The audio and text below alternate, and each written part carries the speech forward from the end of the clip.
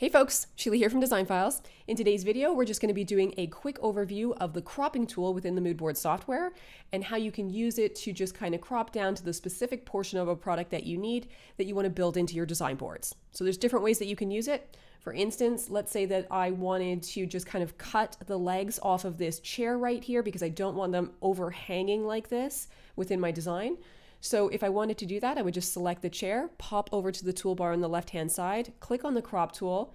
This little selection box is going to appear and you're just going to click and drag on the orange corners until you've cut off the portion of the image that you don't want and then apply it. Now, the crop tool comes in really handy in a number of different ways. So let's say that I wanted to add these curtains here into my design, just as I've done on this window. Obviously, I can't use this image the way it is. So here's how I would approach this. The first thing that I'm going to do is I'm going to select this image and then I'm going to go into the background removal tool and I'm going to click on the magic remover option to just remove all of that background image and leave me with just the curtain panels. We're going to save that. But now what I want to do is I just need one of these curtain panels, not two, because I need to be able to distort them individually on the wall. So I'm going to use the crop tool and then I'll just cut off the sections that I don't need here. So I'll just pull on these corners and bring it over.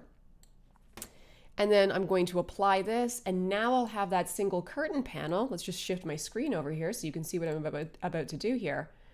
I've got my one curtain panel. I'm going to increase the size of it here, and then I'll use the distort tool to just angle it so it looks like it is lying flat against the wall.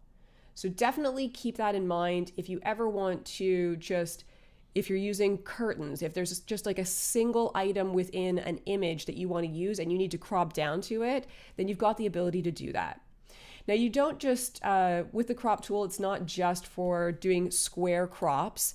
So the other thing that I wanted to show you here is that if you wanted to be able to crop, I don't know, fabric swatches or paint colors and you want to crop them as circles instead, let's just go ahead. We'll pull out a few of these colors here. And once I've got my colors out here, a couple things that I would do, just kind of simple tips that you might want to keep in mind. If I wanted to scale all of my paint swatches down to be the same size, I wouldn't do them individually. I would drag out all my paint swatches, and then what I'm going to do is I'll select one, hold down Shift, select all the other ones, scale them all at once so I get them down to the size that I want.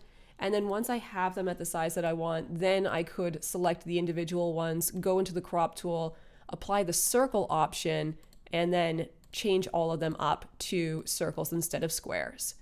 So it just kind of gives you a little bit more flexibility to further customize your design boards. And then when you're ready, you can just use your left, right, and up, down arrows to shift things into place so that you can see where the guidelines appear, and they'll help you perfectly align all of your swatches. There we go.